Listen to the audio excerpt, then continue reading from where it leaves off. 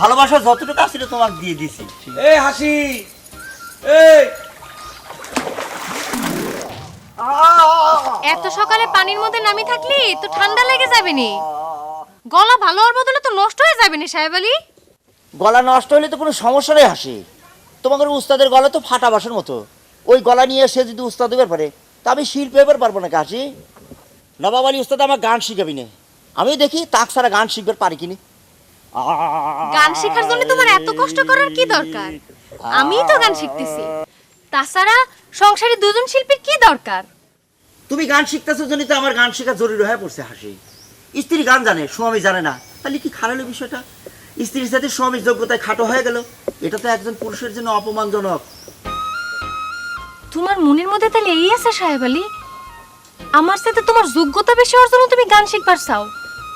গানের প্রতি তোমার কোনো ভালোবাসা নাই? ভালোবাসা কেমন করে থাকে হাসি? ভালোবাসা যতটুকু আছিল তোমাকে দিয়ে দিছি। আর আমাকেও তো গায়ের সওয়াল পরে এর সাথে ভালোবাসা জমা থাকে না, সে কথাটা তোমার বোঝা লাগবে হাসি। এই হাসি, এই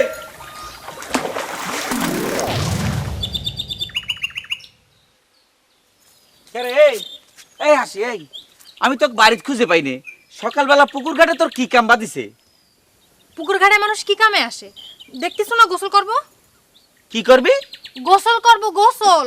ও ঠিক আছে, তুই তাড়াতাড়ি গোসল করে নে, বাড়ি চল, তোর সাথে আমার জরুরি কথা আছে। আমি বসলাম। তুই বাড়িতে যা, আমি আসতেছি। কই যাব? বাড়িতে যা, বাড়িতে আমি আসতেছি। কে? আমি বসলি তোর অসুবিধা কি? ঠিক আছে, ঘাটে যখন আইসেই পড়েছি তাহলে পরে গোসলটা সেরেই যাই। ঠিক আছে, বাড়ি চলে। আগে গিয়ে শুনে আসি তোর জরুরি কথা কি আছে, তারপর না হয় গোসল করবানে। এই তুই অবাক করতেছিস কা? কইলাম তো গোসলটা করেই যাই। দে গামছা কেন দে। এত সকালে গোসল করা লাগবে না, তোর ঠান্ডা লেগে যাবার পারে। কি লাগি যাবে পারে?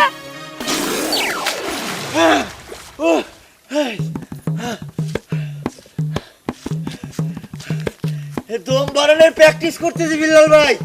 ওস্তাদজি কইছে গান গাইবার লাগলি পরে দম মেলা বড় লাগে। কি লাগে? দম মেলা বড় লাগে। ও মনে করে খেয়াল গাইবে তাই নে, সেজন্য দম বাড়ানোর জন্য পানির মধ্যে ডুব দিছে। ঠিকই ধরেছো বিল্লাল ভাই, উস্তাদজি কইছে খেয়াল গাইবার লাগলি পরে মেলা বড় দম লাগে। মনে করো যে একটা রিডের উপরে মেলাক্ষণ খাড়ায় থেকে জোরে একটা টান দেওয়া লাগে, এই যে এরকম।